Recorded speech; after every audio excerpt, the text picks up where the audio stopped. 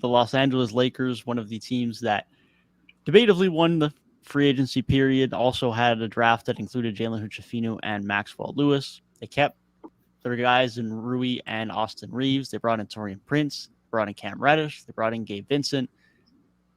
Pelinka, over the last 6 months, has redeemed a lot of what he's done over the last couple of years, because between the trade deadline and free agency now, he has done very well. Golf claps, man. Cooked, bro. He cooked.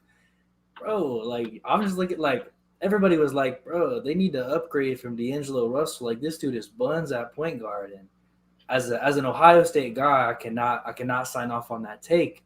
But they kept him and got Gabe Vincent. Like, bro, stop. They kept Rui and they kept Reaves. Like, they kept everybody. And then, like, you know, Dennis Schroeder and Lonnie Walker on the way out, like, that's some tough losses. But like I said, your replacement for, like, Lonnie is like a Gabe Vincent. Like, that's sweet if then Dennis Schroeder's out. But, dude, Jalen Hood-Schifino, if he pans out like he should pan out, like, he can be a replacement for him within, like, a year or two for sure. Bringing in, like, a Taurean Prince is just another body to have on the wing. Like, he's probably an upgrade from what you lost in Troy Brown. It's like they kept all their guys and were able to add more pieces to really just run it back. And as a team who was one of the best teams in the NBA for the second half of last season, made it all the way to the Western Conference Finals as a 7 seed, like, it's looking like this might be like the LeBron last dance, bro. They're well primed for the ability to make one more run at it. I'm very confident they'll be, like, probably a top 4 seed next year. I don't know if that's hot, but the roster they got and the way that this core played at the end of last season, I think they're top 4. Look, for as much shit as we gave Rob Pelinka over the course of this podcast existence, like you said, Devin, he's really redeemed himself over the last, 5-6 months. He's made a lot of really good moves. First off, retaining pretty much everybody that was of importance. I like that a lot. I thought the only key guys they lost was like Schroeder, Brown, and Walker.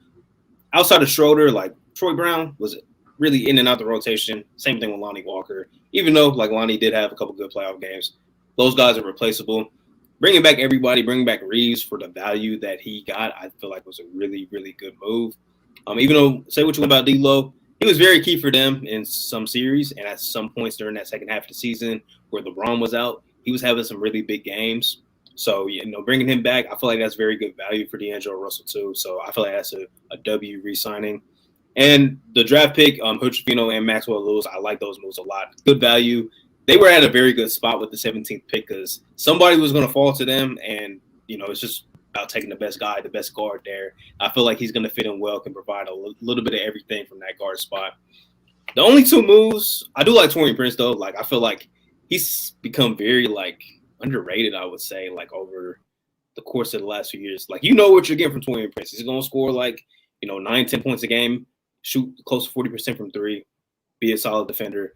A lot of the teams would like Taurean Prince. They got him for very, very, very good value. The only moves that I'm not moved by is, like, Cam Reddish and Jackson Hayes. Very low value moves, though. Like, if they don't pan out, that's fine because you didn't sign them for big money, very short contracts. But if they do, like, if Cam Reddish can put together some type of elite month type of resurgence, that's a W move. Jackson Hayes, I'm not really too moved on Jackson Hayes at all as an NBA player, but, you know, maybe they can get something out of him just being a backup player. And there might be still more moves to be made. We'll see. You got to respect your Cincinnati legends there, buddy. Xavier legend Jackson Hayes. Xavier. Yeah.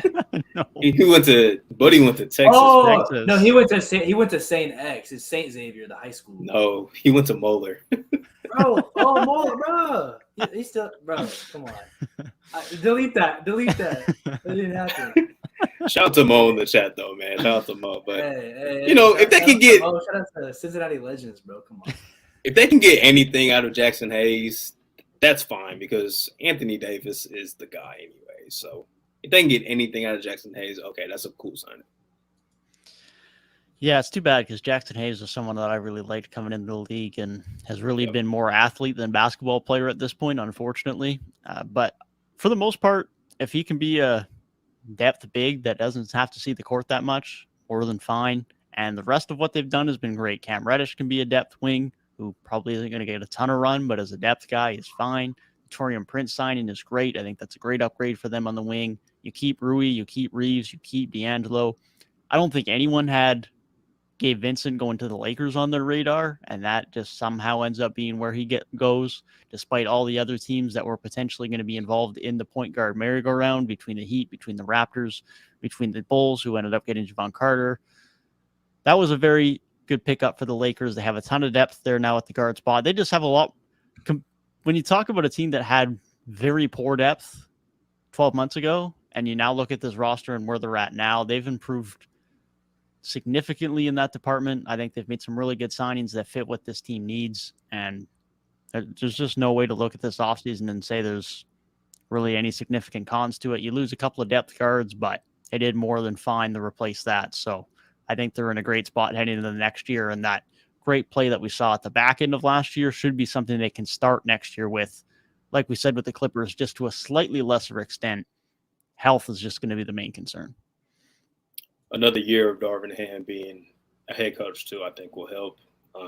Didn't even mention the Gabe Vincent move. Like, that's an upgrade over a backup guard potentially, and like Dennis Schroeder, who's getting starter minutes at times. So, they are a deep team, and as long as their guys can stay healthy and AD continues to play at a high level, this team's going to be very, very, very scary next year. They're full of playoff performers too, bro. Like, Rui played big, Reaves played big. And Gabe Vincent was huge in the Heat's finals run. So, like, for a team that's just retooling and reinforcing the walls to try and make it to the finals, bro, like, I'm very impressed.